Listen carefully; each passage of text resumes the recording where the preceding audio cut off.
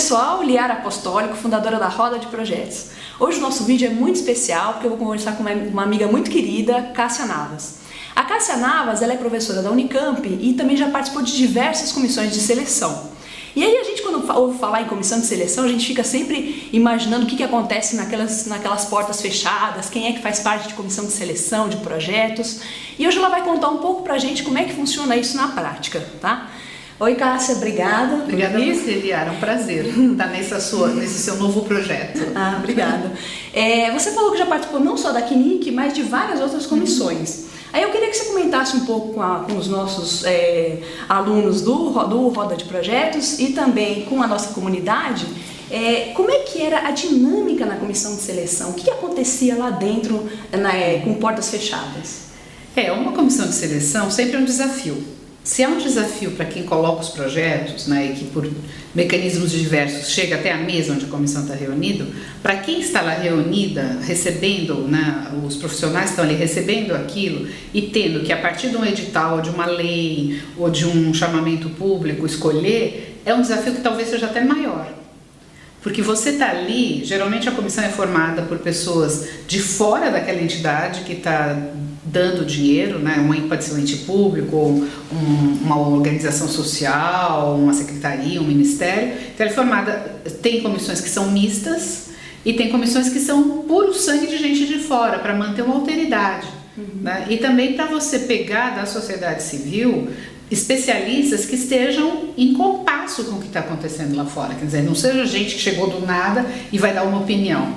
As comissões que eu participei, esse desafio era um desafio grande, porque geralmente eu era da sociedade civil, né, uma especialista da sociedade civil, muitas vezes trabalhando com gente de dentro desses entes, e se não trabalhando, ou seja, essas pessoas tendo um poder de decisão, sendo assessoradas por eles, porque você chega na casa de uma pessoa para fazer um trabalho e você tem que estabelecer com essa pessoa, com esse funcionário, uma relação de confiança, porque é ele que vai te guiar, de certa maneira, nos projetos que vieram, porque geralmente tem uma pré-análise, que são os tais dos pareceristas, ou às vezes se analisa a questão documental, etc. Então tem várias gradações, porque as comissões são diferentes, e você tem que estabelecer com essa pessoa uma relação de confiança e também estar antenado com aqueles projetos que ali estão, porque a gente não julga em função dos projetos que não estão, isso é uma coisa importante de dizer, que são aqueles da hora. Então você tem que estabelecer uma relação com aqueles projetos que ali estão, com aqueles projetos em relação ao que está sendo feito fora e com o que, na verdade, aquela entidade organizada em edital ou lei está esperando que você faça. Então é um trabalho extremamente desafiador e você, de certa maneira, trabalha quase sempre contra o relógio, quase sempre tem muito mais candidatos do que a gente imagina e muito mais projetos do que a gente imagina e trabalha sob a pressão de fato estar podendo ou não fazer a diferença na vida de um monte de gente. É verdade.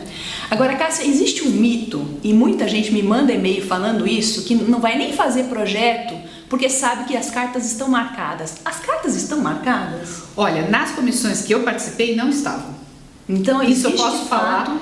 Existe de fato, assim, a depender da seriedade dos profissionais que estão lá de fora e dentro, a gente trabalha muito e o que é julgado é o projeto e o seu proponente, porque um projeto não é uma coisa desencarnada, né? Um projeto tem um proponente. Então a gente julga o proponente e o projeto. Quando eu falo que a gente julga o proponente, é porque todo proponente tem currículo.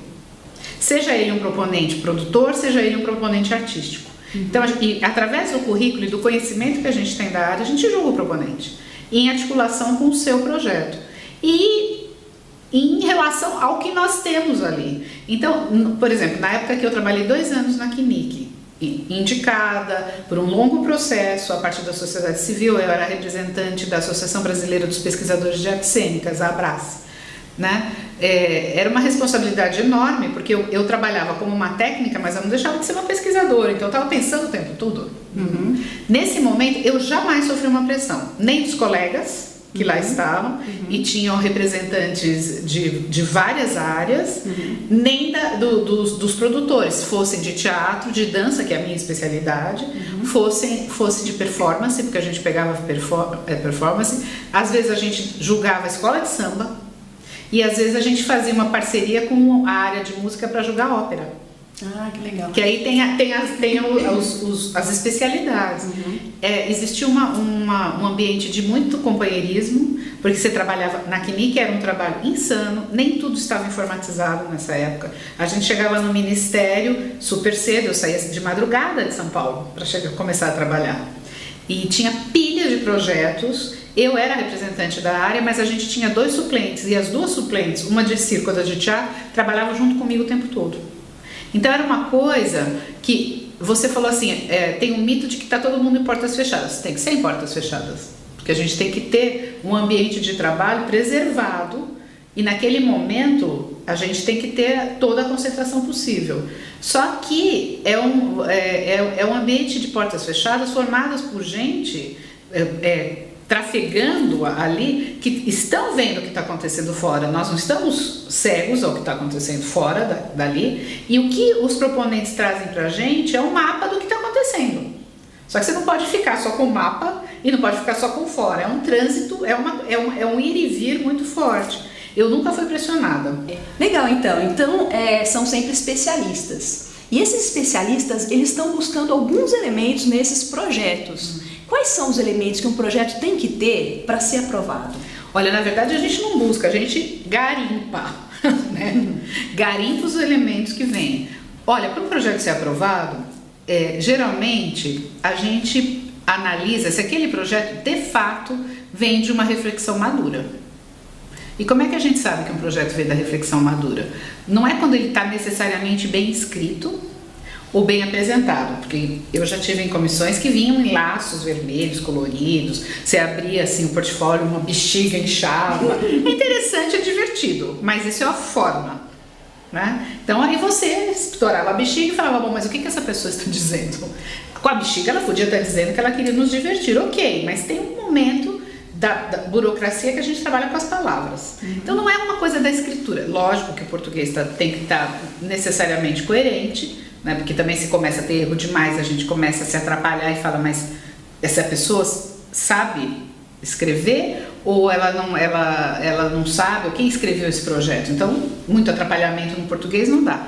Mas, às vezes, mesmo num texto mal escrito, o que tem que estar lá é aquele fundamento. E um fundamento, ele só emerge e a gente garimpa quando a pessoa tem uma maturação daquilo. Então não adianta falar assim, não, vamos lá, amanhã vai fechar um edital, vamos fazer um projeto hoje? A banca vai saber. Um projeto apressado. Porque não dá. Um projeto, assim como como tudo na vida, ele não é só um sonho. Ele é um sonho transformado em projeção. E para sair do sonho, do desejo de realizar algo e ir para a projeção do que você vai fazer, tem um tempo de maturação que vai fundamentar, que vai fazer com que você escreva as etapas, o que você quer produzir, que até depois aquilo pode não acontecer, mas a projeção em si já é um sonho amadurecido. E esse sonho amadurecido, um desejo amadurecido, a gente consegue ver pelo projeto, pelo conteúdo do projeto, pela questão em si que está sendo apresentada. E aí uma outra coisa que é avaliado é assim, como esse proponente se apresenta. Então um proponente que nunca mexeu com aquilo, de repente ele fala assim, não, mas eu tenho experiência em outra arte, a gente vai saber que aquela experiência não vai valer. Então assim, se você não tem experiência, diga, não tenho experiência, mas eu vou me cacifar ou vou estudar aqui, acolá, lá para fazer isso. Às vezes é melhor você falar a verdade, que você não tem tanta experiência, do que falar, não, eu tenho essa experiência com rock. Sim, mas você quer fazer um espetáculo de dança? Então, aonde que, a partir da sua experiência do rock, você acharia que pode contribuir com o espetáculo de dança? Você tem que pensar, e isso tem um tempo de maturação. Isso a gente consegue sacar num projeto. A parte ruim, né? O que você olha? Por exemplo, um projeto que você vai assim, buscar um pedaço da lua, e o orçamento é R$10, você fala assim, bom, você não vai nem na esquina tomar um cafezinho. Então, o orçamento ele tem que ser estruturado de alguma maneira que você, como comissão, saque que aquilo é factível ou não. Mais ou menos, porque tem essas fronteiras são um tanto móveis, mas se for muito gritante o disparate, também não passa. A outra questão é a ficha técnica. Então, às vezes você propõe uma coisa mirabolante e você vai olhar, mas quem vai fazer isso? Quantas pessoas vão fazer isso? Quem exatamente está colocado aqui? Qual que é o currículo dessas pessoas? É um super mega projeto, por exemplo, de formação. Vamos ensinar não sei quantas pessoas a dançar, aí, quem que é o responsável pedagógico por isso? Tem um responsável pedagógico? Ou se não tem uma pessoa que é pedagoga, quem vai se ocupar dessa história? E qual é o cabedal dessa pessoa? Então, isso tudo, no cômputo geral de um projeto, pode inviabilizar a aprovação dele. E na CNIC, às vezes, inviabilizava. Entendi.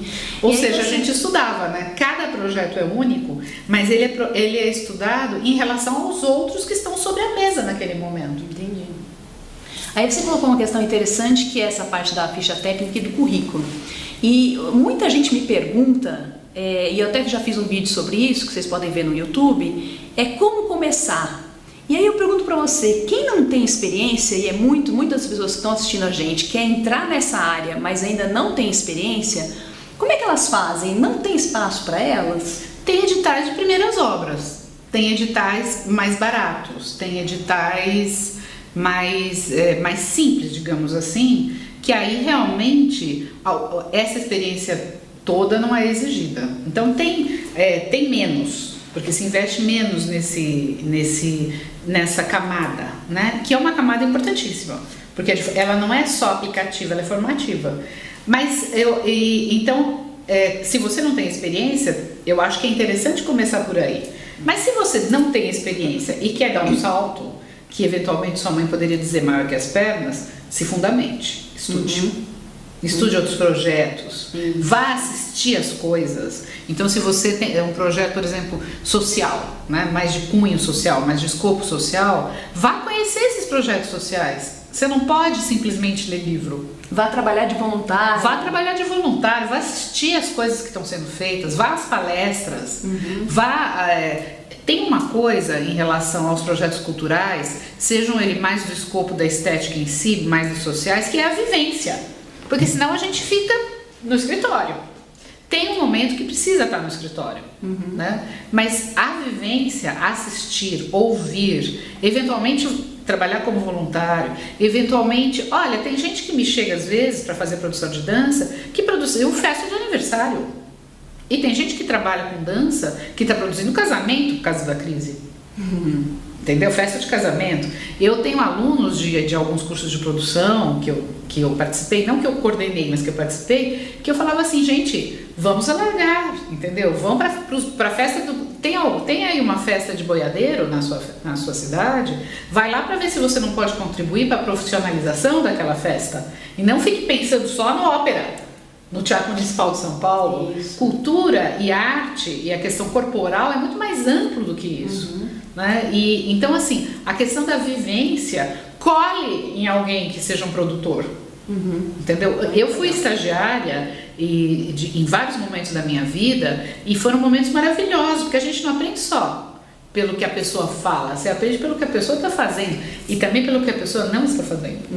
Porque aí você vai fazer diferente, exatamente. Né, do que onde você tem buraco. Você não vai ficar falando, olha, você está fazendo errado, mas quando você tiver na coordenação de alguma coisa, talvez você faça diferente, tampando os buracos que você achava que era um buraco. Então, a gente não ensina só por palavras, mas também por atos e omissões, né? Legal, erros e acertos, né? Erros e acertos. E é assim, não perca o entusiasmo. A gente precisa de gente jovem, gente entusiasta, que se interesse por essa área da cultura, né? E que prove que a partir dos projetos e a partir de um palmilhamento de um campo, de andar por esse campo, a gente possa transformar isso e profissionalizar cada vez mais esses circuitos. Legal. Porque a gente precisa passar o bastão. Passar o bastão, mas lembrando, gente, que jovem também é juventude de espírito, né? A gente sim. no curso Premium, a gente tem alguns alunos muito gracinha, que já passou ali da faixa dos 60, assim. Não me diga. E são os mais entusiasmados, assim. Então, acho que produção cultural, produção social, ela nunca tem tempo, é um sonho que as pessoas podem levar adiante a qualquer momento da vida, E né? tem lugar para isso, porque todo tem mundo. Muito espaço.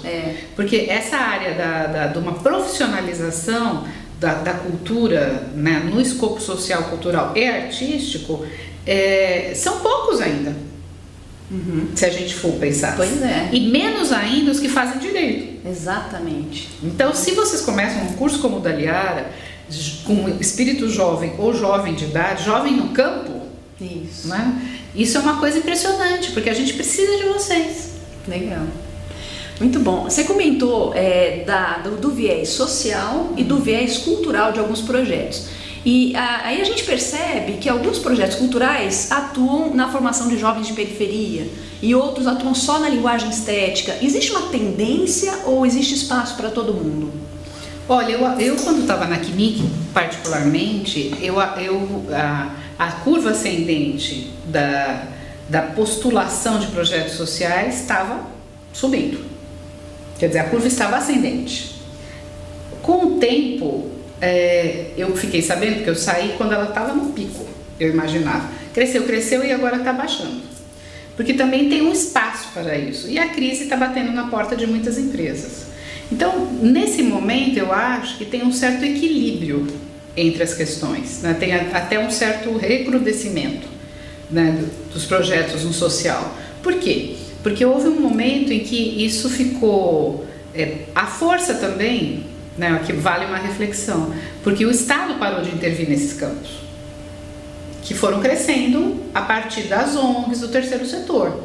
E aí o terceiro setor foi se organizando para aceder aos dinheiros públicos, inclusive a partir da Lei Rouanet, né? Sim, desde que fosse cultural, sim, desde que fosse artístico, né? A gente não ia aprovar projeto ligado com fisioterapia, por exemplo, ou esporte, né? Não era isso. A Lei Rouanet não está para isso. Inclusive tem outras leis agora, né? A lei do esporte, também tem a lei agora das questões de tratamentos, de inclusão. Enfim, então isso teve, como muito foi feito, muita gente entrou nesse ramo sem ter a especialização devida. Então tem uma peneira, ao longo do tempo vai peneirando. Né? Ou seja, vão ficando os melhores. Vão ficando os melhores. Aqueles que buscam se capacitar. Se capacitar, e aqueles que não perdem o pé com a realidade. Não perde o pé com o campo.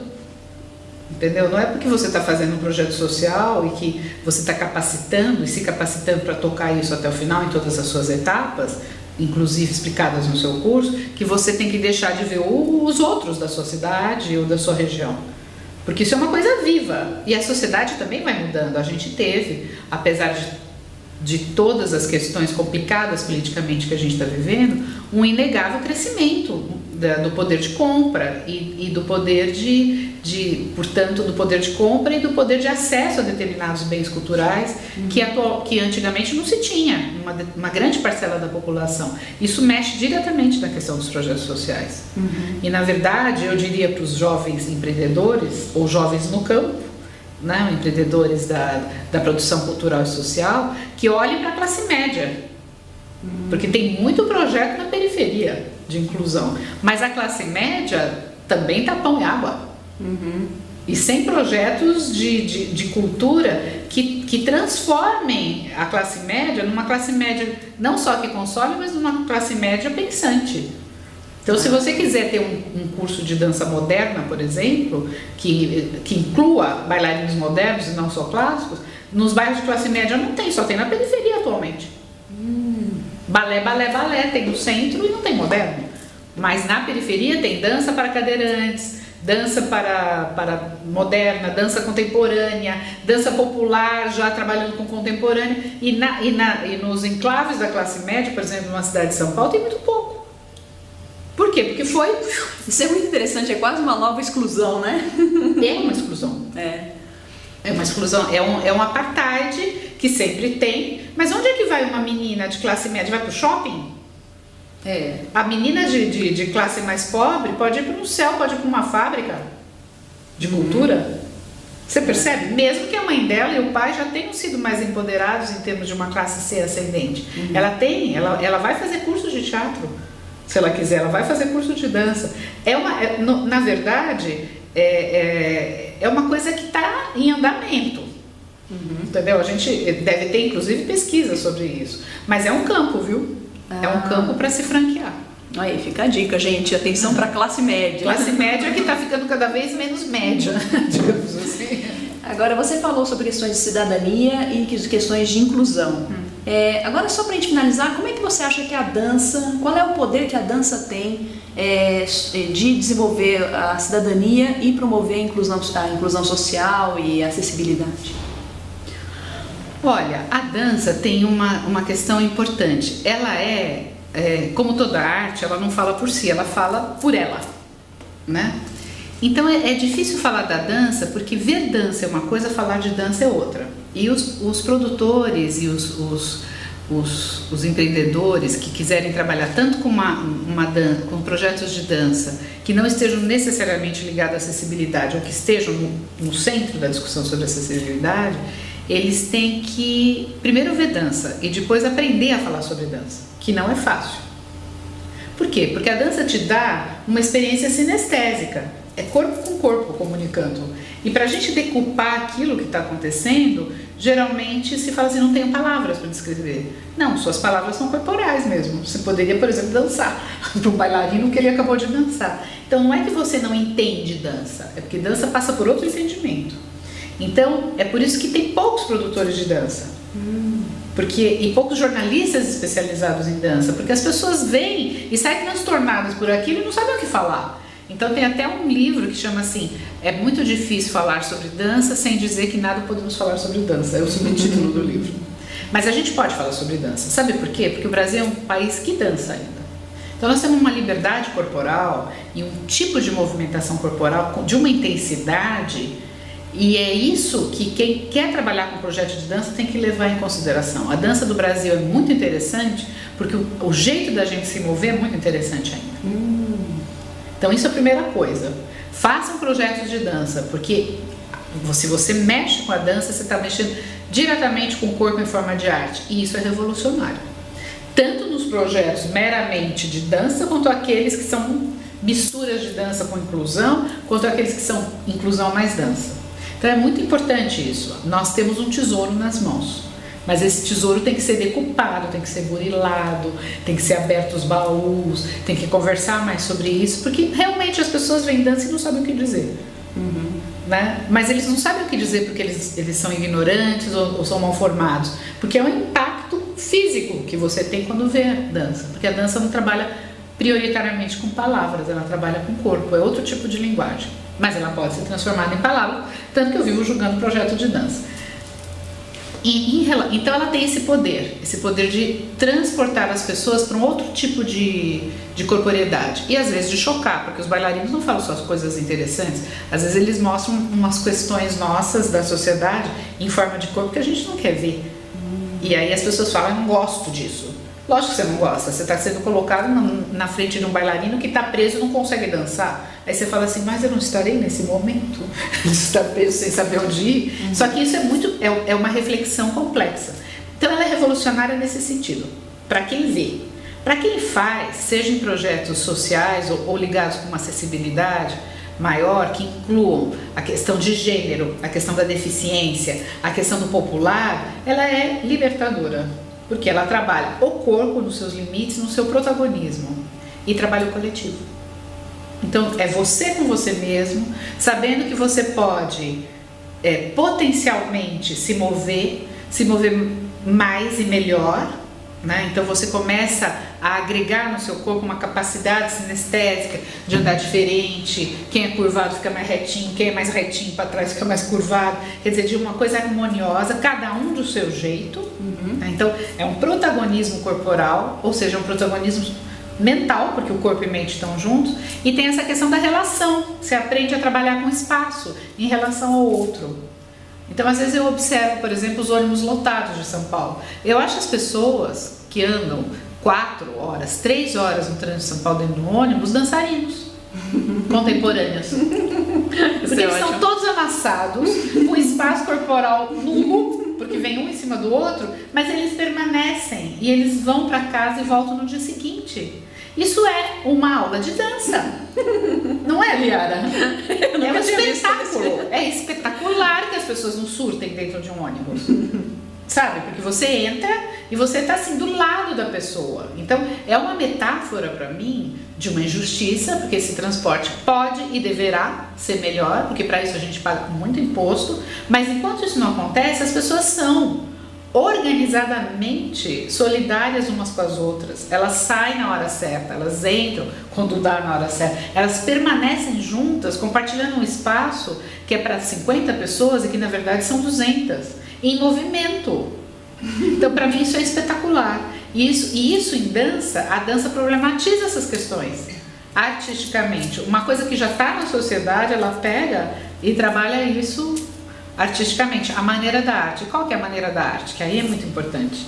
Porque essas pessoas do ônibus estão ali porque é uma contingência. A maneira da arte é a maneira da invenção. E os produtores culturais precisam, aqueles que fazem projetos, ajudar os projetos de inclusão, os projetos de dança, a organizar essas ideias para conseguir mais dinheiro e mais apoio. Finalmente, a questão da inclusão mesmo, né, das pessoas portadoras de necessidades especiais ou as deficientes. Por que a dança tem um papel fundamental, né, dentro desse escopo do projeto dos sociais?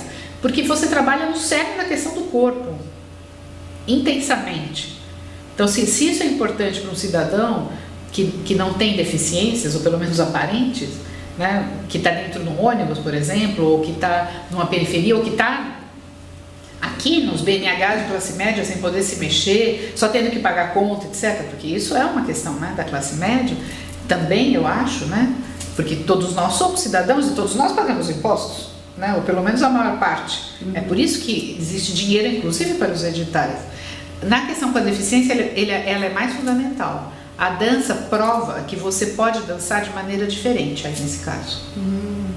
Que a originalidade não é só da invenção, que a originalidade, você inventa uma dança original para cada uma dessas pessoas. Uma dança original para um cego, uma dança original para um cadeirante. Quer dizer, ele, de uma limitação que ele enfrenta, porque ele não vai dançar como os outros, ele tira potência.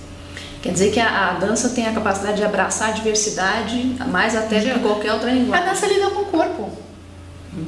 Né? A dança lida com o corpo e é uma comunicação direta, não intermediada por palavras. Então, na hora que você está lá, essa questão da comunicação direta, ela precisa ser muito bem cuidada. Porque se ela for bem cuidada, ela é de uma potência que algumas vezes é assustadora e revolucionária. Maravilha. Bom, Cássia, eu queria agradecer muito e eu queria que você falasse um pouco, você acabou de falar que tem uma dificuldade das pessoas de exercer a crítica da dança e tal, eu queria que você comentasse um pouco sobre o seu curso. Eu tenho um curso que eu fiz presencial, mas que eu estou formatando para ser um curso online, que é sobre crítica, análise e escritura sobre dança. Então, assim, como criticar, como analisar e como escrever sobre dança, inclusive em projetos. Isso é muito interessante. É porque você tem que escrever de uma maneira que aquela pessoa que vai ler, ainda que ela seja especialista, você não pode ter uma linguagem de iniciados e aquilo tem que ter a ver com o que você trabalha. E dentro desse curso, com o que você vai trabalhar, tem também toda uma sistematização de como trabalhar com a questão da dança e a inclusão. Porque também tem o seguinte, você não inclui só o artista, você inclui o público, né? Porque tem um público... Formação de plateia, Formação de plateia. Exatamente. Porque nós estivemos falando só aqui de quem está fazendo, mas tem aquele que vai assistir, né? Então é formação de plateia. E as plateias são cada vez mais plurais. Muito legal. Né? Ela não é uma coisa única, uma plateia. A plateia ela também tem segmentos. Isso é um desafio para os produtores e para quem faz projeto também. Legal. Bom, então quando você tiver o curso pronto, a gente vai divulgar para a nossa comunidade também. Lembrando que o curso Premium vai abrir inscrições agora em setembro. A segunda turma do curso Premium, a primeira turma foi um sucesso, o pessoal gostou demais do curso. E aí eu estou convidando já você para conhecer o curso Premium e ficar atento às inscrições que vão abrir em setembro.